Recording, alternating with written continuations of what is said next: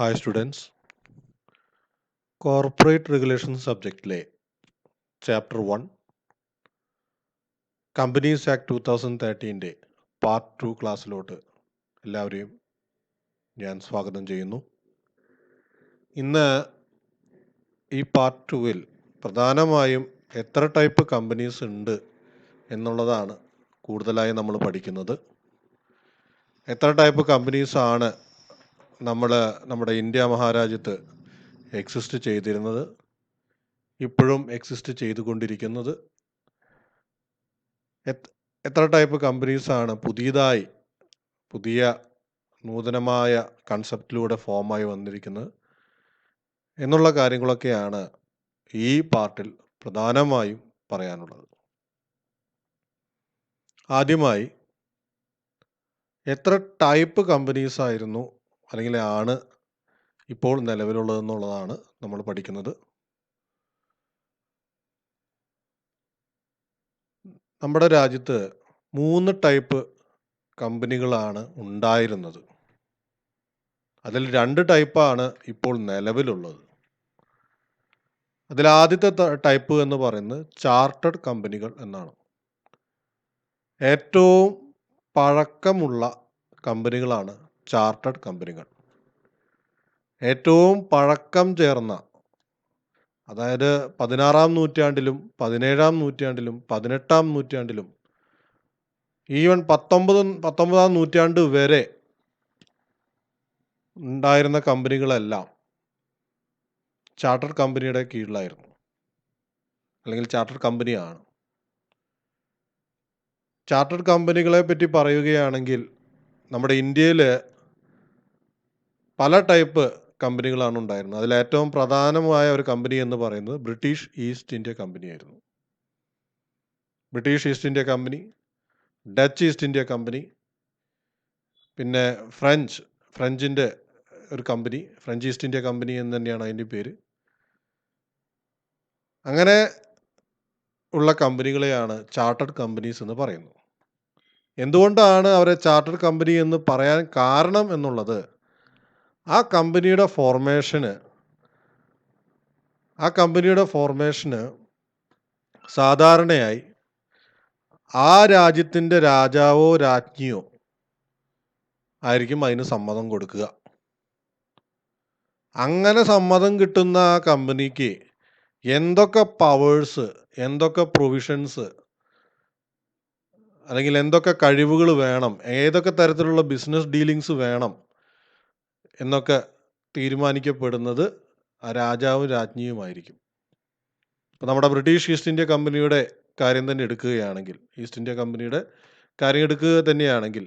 1600 കാലഘട്ടത്തിലാണ് British east India company exist ആവുന്നത്.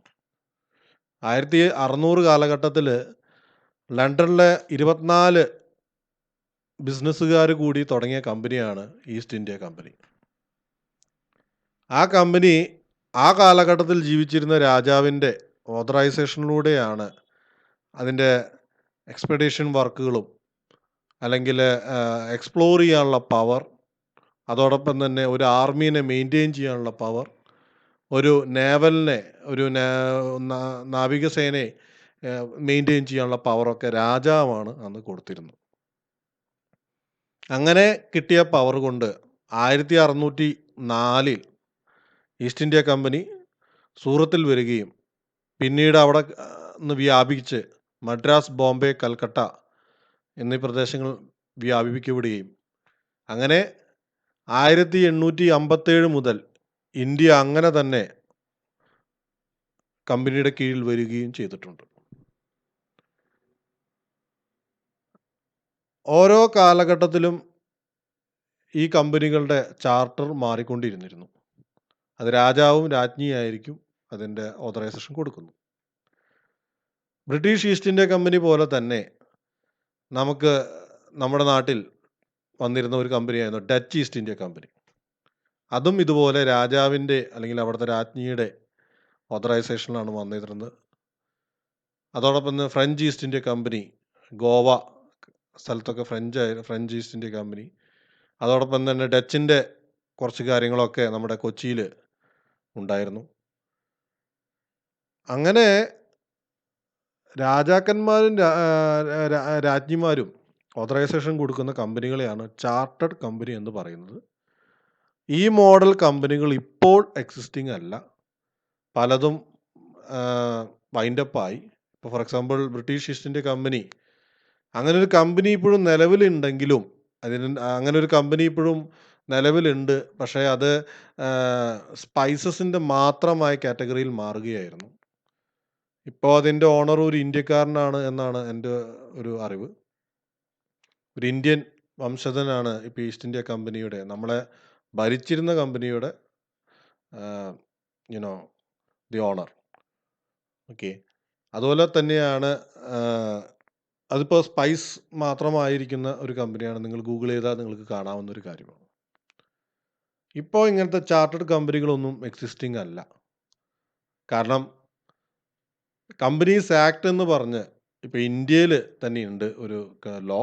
അതുപോലെ തന്നെ മറ്റ് രാജ്യങ്ങളിലും അങ്ങനെ ലോസ് ഉള്ളതുകൊണ്ട് ഇപ്പോൾ ചാർട്ടേഡ് കമ്പനികൾ വളരെ കുറവെന്നല്ല, എക്സിസ്റ്റിംഗ് അല്ല, അത് ഇപ്പോൾ നിലവിലില്ലാത്തതാണ്.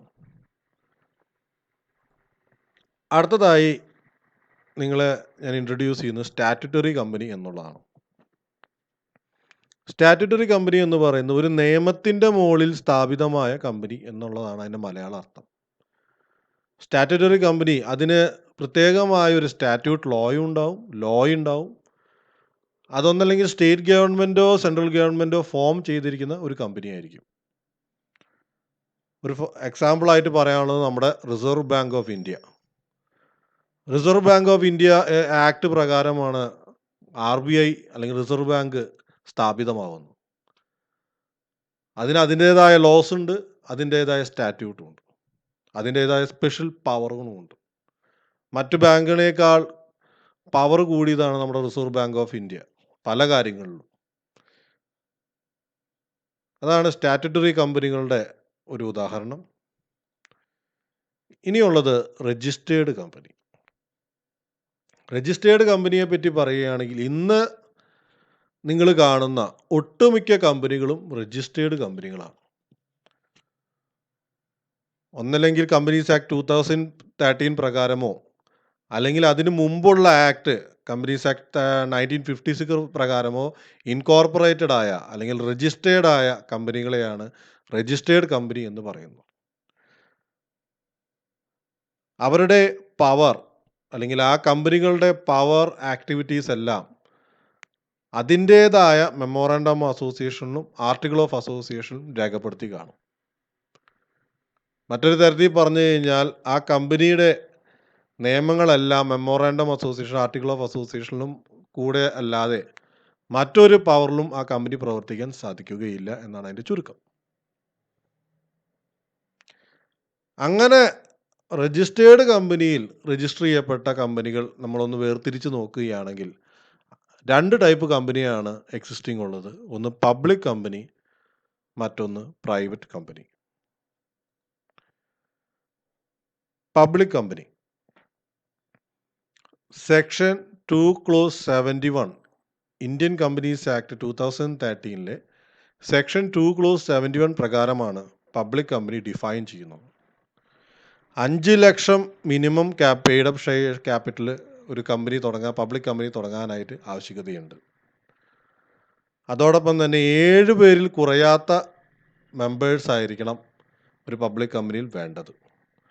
മാക്സിമത്തിന് ലിമിറ്റില്ല, ഇറ്റ് ഈസ് അൺലിമിറ്റഡ്. എത്ര വേണമെങ്കിലും അതിന് മാക്സിമം നമ്പേഴ്സ് ആവാം. ഷെയറുകളെല്ലാം ട്രാൻസ്ഫറബിൾ ആണ്. പക്ഷേ പ്രൈവറ്റ് കമ്പനികളെ പോലെ റെസ്ട്രിക്ഷൻസ് ഒന്നും അതിനില്ല. അതിൻ്റെ ഷെയർ ട്രാൻസ്ഫറബിൾ നമ്മളൊരു ചാപ്റ്ററായിട്ട് ഇവിടെ പഠിക്കുന്നുണ്ട് നമ്മുടെ ഇനിയുള്ള സബ്ജക്റ്റുകൾ. പബ്ലിക് കമ്പനിയുടെ ഷെയറും ഡിബഞ്ചേഴ്സും പബ്ലിക്കിന് കൊടുത്തുകൊണ്ട് ആവണം സ്റ്റാർട്ട് ചെയ്യേണ്ടത്. And of course it can issue prospectus. Public കമ്പനികൾക്ക് പ്രോസ്പെക്ടസ്, അതായത് ആ കമ്പനിയുടെ പർപ്പസ്, ആ കമ്പനി ഷെയർ എടുക്കാനും ഷെയർ വിളിക്കാനും പ്രോസ്പെക്ടസ് ഇറക്കേണ്ട ഒരു കടമ അതിനുണ്ട്. അതേസമയം പ്രൈവറ്റ് കമ്പനി എന്ന് പറയുന്നത് കുറച്ച് വ്യത്യാസമുള്ളതാണ്. Section 2 clause 68 of companies act 2013 പ്രകാരം പ്രൈവറ്റ് കമ്പനിയുടെ മാനദണ്ഡങ്ങൾ ഇങ്ങനെയാണ്. മിനിമം 1,00,000 രൂപ പെയ്ഡ് അപ്പ് ഷെയർസ് ക്യാപിറ്റൽ വേണം. ഷെയറുകൾ വിൽക്കുന്നതിനും വാങ്ങുന്നതിനും അതിൻ്റേതായ റെസ്ട്രിക്ഷൻസും പ്രൊസീജിയേഴ്സുമുണ്ട്. ഒരു പ്രൈവറ്റ് കമ്പനി തുടങ്ങുന്നതിന് മിനിമം 2 പേര് വേണം. പക്ഷേ ഇപ്പോഴത്തെ കമ്പനീസ് ആക്ട് 2013 പുതിയൊരു കൺസെപ്റ്റ് വരുന്നുണ്ട്. 1 പേഴ്സൺ കമ്പനി. അതിൽ ഒരു വ്യക്തി മതി. അതിൻ്റെയൊക്കെ ഡീറ്റെയിൽ ക്ലാസ് ഇനിയുള്ള ക്ലാസ്സിൽ എടുക്കുന്നതായിരിക്കും. ഒരു പ്രൈവറ്റ് കമ്പനിയിൽ മാക്സിമം നമ്പർ ഓഫ് പേഴ്സൺ എന്ന് പറയുന്നത് 200 സാധാരണ പബ്ലിക് കമ്പനിയും പ്രൈവറ്റ് കമ്പനിയും തമ്മിൽ വേർതിരിക്കുന്നത് അതിൻ്റെ LTD സിമ്പൽ കൊണ്ടാണ്. പ്രൈവറ്റ് കമ്പനികൾക്ക് private limited or PVT limited or ബ്രാക്കറ്റിൽ പിയിട്ട് LTD എന്ന ഒരു സൈനായിരിക്കും അതിനുണ്ടാവുക. പബ്ലിക് കമ്പനീനെ അപേക്ഷിച്ച് പ്രൈവറ്റ് കമ്പനികൾക്ക് അതിൻ്റേതായ സ്പെഷ്യൽ പ്രിവിലേജ് ഉണ്ട്. ഇനി പ്രൈവറ്റ് കമ്പനികളും പബ്ലിക് കമ്പനികളും തമ്മിലുള്ള ചെറിയ വ്യത്യാസങ്ങളാണ് നമ്മൾ നോക്കുന്നത്. പബ്ലിക് കമ്പനിയെ സംബന്ധിച്ചിടത്തോളം മിനിമം 7 മെമ്പേഴ്സെങ്കിലും വേണം. അത് പ്രൈവറ്റ് കമ്പനിയിലെ ആണെങ്കിൽ 2 മെമ്പേഴ്സും മതി. മാക്സിമം നമ്പേഴ്സിന് പബ്ലിക് കമ്പനിയിൽ ലിമിറ്റ് ഇല്ല. പക്ഷേ പ്രൈവറ്റ് കമ്പനിയിലാണെങ്കിൽ മാക്സിമം മെമ്പേഴ്സ് 200. പബ്ലിക് കമ്പനിയുടെ പേരിന് താഴെ LTD അല്ലെങ്കിൽ ലിമിറ്റഡ് എന്നുള്ളത് കാണും. പക്ഷേ പ്രൈവറ്റ് കമ്പനിയിൽ പ്രൈവറ്റ് ലിമിറ്റഡ് എന്ന് സ്പെഷ്യലായി ചേർക്കേണ്ടതാണ്. പബ്ലിക് കമ്പനിയിൽ പ്രോസ്പെക്ടസ് ഇഷ്യൂ ചെയ്യേണ്ട ഒരു ബാധ്യത ഉണ്ട്. എന്നാൽ പ്രൈവറ്റ് കമ്പനികൾക്ക് പ്രോസ്പെക്ടസ് ഇഷ്യൂ ചെയ്യേണ്ട ആവശ്യകതയില്ല. ട്രാൻസ്ഫർ ഓഫ് ഷെയർസ് പബ്ലിക് കമ്പനിയെ സംബന്ധിച്ചിടത്തോളം റെസ്ട്രിക്ഷൻസോ പ്രൊസീജിയേഴ്സോ ഇല്ല ഷെയർ ട്രാൻസ്ഫർ ചെയ്യാൻ. പക്ഷേ പ്രൈവറ്റ് കമ്പനികൾക്ക് കുറച്ച് റെസ്ട്രിക്ഷൻസും പ്രൊസീജിയേഴ്സും ഉണ്ട് അവരുടെ ഷെയർ ട്രാൻസ്ഫർ ചെയ്യാനായിട്ട്. പബ്ലിക് കമ്പനിയിൽ മിനിമം 3 ഡയറക്ടർമാരാണെങ്കിൽ പ്രൈവറ്റ് കമ്പനിയിൽ അത് 2 ഡയറക്ടർമാർ മതി. ക്വാറം എന്ന് പറയുന്നത് മീറ്റിങ്ങിനെയാണ് ഉദ്ദേശിക്കുന്നത്. Minimum number of persons in public കമ്പനിയിൽ അതിലുള്ള എത്ര പേര് ആ മീറ്റിങ്ങിൽ വന്നിരിക്കുന്നോ അത്രയും പേര് വെച്ച് ഒരു പബ്ലിക് കമ്പനിക്ക് മീറ്റിംഗ് സ്റ്റാർട്ട് ചെയ്യാവുന്നതാണ്. എന്നാൽ പ്രൈവറ്റ് കമ്പനിയിൽ മിനിമം 2 പേര് വേണം. പബ്ലിക് കമ്പനിയിൽ ഒരു ഷെയർ മാറണമെങ്കിൽ അതിൽ ഷെയർ വാറണ്ട് ഇഷ്യൂ ചെയ്യണം. പക്ഷേ പ്രൈവറ്റ് കമ്പനിയിൽ ഷെയർ മാറാനായിട്ട് ഒരു ഷെയർ വാറണ്ട് ഇഷ്യൂ ചെയ്യേണ്ട ആവശ്യകതയില്ല. പബ്ലിക്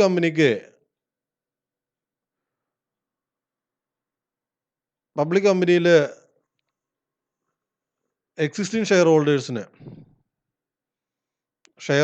ഷെയർ കൊടുക്കേണ്ട ആവശ്യകതയുണ്ട്. ചില കമ്പനികൾക്ക് ആവശ്യകതയില്ല. അതേസമയം പ്രൈവറ്റ് കമ്പനികൾക്ക് ആദ്യം കൊടുക്കേണ്ടത് എക്സിസ്റ്റിംഗ് ഷെയർ ഹോൾഡേഴ്സിനാണ് അതിൻ്റെ പോകേണ്ടത്, അതിൻ്റെ ഇഷ്യൂ ഷെയർ ചെയ്യേണ്ടത്. അതോടൊപ്പം തന്നെ പബ്ലിക് കമ്പനിയിൽ ഡയറക്ടേഴ്സിന് അധികം റെസ്ട്രിക്ഷൻസ് ഒന്നുമില്ല. പക്ഷെ പബ്ലിക് കമ്പനിയേക്കാളും കുറഞ്ഞ റെസ്ട്രിക്ഷൻസ് ആണ് പ്രൈവറ്റ് കമ്പനിയിലെ ഡയറക്ടർ ബോർഡിന്. പബ്ലിക് കമ്പനിക്ക് പ്രിവിലേജുകൾ ഇല്ല, പക്ഷേ പ്രൈവറ്റ് കമ്പനിക്ക് സ്പെഷ്യൽ പ്രിവിലേജസ് ഉണ്ട്. എന്തൊക്കെയാണ് ആ സ്പെഷ്യൽ പ്രിവിലേജസ് എന്ന് നോക്കാം. ഒന്ന്, മെമ്പറിൻ്റെ കാര്യത്തിൽ number of persons minimum number of person 2 പബ്ലിക്കിനേക്കാളും കുറവ് മതി. മറ്റൊന്ന്, പ്രോസ്പെക്ടസോ സ്റ്റേറ്റ്മെൻറ്റ് ഓഫ് ലിനോ പബ്ലിഷ് ചെയ്യേണ്ട ആവശ്യകതയില്ല. അലോട്ട്മെൻറ്റ് ആവുന്ന സമയം തന്നെ അത് ഷെയർ സബ്സ്ക്രൈബ് ചെയ്യാനുള്ള അവകാശം പ്രൈവറ്റ് കമ്പനിക്കുണ്ട്. പ്രൈവറ്റ് കമ്പനിക്ക് ക്ലാസ് ഓഫ് ഷെയർസ് ഇറക്കാനുള്ള അധികാരമുണ്ട്. ഷെയർ ഹോൾഡേഴ്സിന്, അതായത് പ്രൈവറ്റ് കമ്പനികളിലുള്ള ഷെയർ ഹോൾഡേഴ്സിന് എക്സിസ്റ്റിംഗ് ആയിരിക്കുന്ന, അതായത് പുതിയൊരു ഷെയർ ഇറക്കുമ്പോൾ ആ ഷെയർ എക്സിസ്റ്റിംഗ് ആയിരിക്കുന്ന ഷെയർ ഹോൾഡേഴ്സിന് കൊടുക്കേണ്ട ബാധ്യത പ്രൈവറ്റ് കമ്പനിക്കില്ല. പക്ഷെ ചില കാലഘട്ടത്തിൽ എക്സിസ്റ്റിംഗ് ആയ ഷെയർ ഹോൾഡേഴ്സിന് കൊടുക്കുന്ന ഒരു പാറ്റേൺ ആണ് കണ്ടുവരാറുള്ളത്. മിനിമം നമ്പർ ഓഫ് ഡയറക്ടേഴ്സ് എന്ന് പറയുന്നത് 2 പ്രൈവറ്റ് കമ്പനിയെ സംബന്ധിച്ചിടത്തോളം. അതേസമയം ഒരു പ്രൈവറ്റ് കമ്പനിയുടെ ഡയറക്ടറായിട്ട് ഇരിക്കുന്ന ആൾക്ക് 20-ൽ കൂടുതൽ കമ്പനിയുടെ ഡയറക്ടർ ബോർഡായിട്ട് അംഗമായിരിക്കാൻ സാധിക്കും. പിന്നെ ഉള്ളതെന്ന് പറഞ്ഞു കഴിഞ്ഞാൽ ഈ മാനേജ്മെന്റിന്റെ റെമ്യൂണറേഷൻ, അതിനൊരു ലിമിറ്റ് ഉണ്ടാവാറില്ല. പല പ്രൈവറ്റ് കമ്പനികളുടെയും സിഇഒമാരുടെയും അല്ലെങ്കിൽ മാനേജ്മെന്റിന്റെയും റെമ്യൂണറേഷൻ ഒരു പബ്ലിക് കമ്പനിയേക്കാൾ വളരെ കൂടുതലായിരിക്കും. പ്രൈവറ്റ് കമ്പനിയിലെ ഒരു ഡയറക്ടറിന് താൻ ഇൻവോൾവ്ഡ് ആയിരിക്കുന്ന ഏതെങ്കിലും ഒരു കാര്യത്തിൽ വോട്ട് ചെയ്യാനുള്ള അധികാരാവകാശങ്ങളുണ്ട്. പ്രൈവറ്റ് കമ്പനിക്ക് സ്വന്തമായ ഒരു ബോഡി കോർപ്പറേറ്റോ അല്ലെങ്കിൽ ഒരു ഏജന്റിനെയോ അപ്പോയിന്റ് ചെയ്യാനുള്ള അധികാരാവകാശങ്ങളുണ്ട്. പ്രൈവറ്റ് കമ്പനിയുടെ മീറ്റിങ്ങിന് മിനിമം 2 പേര് മതി.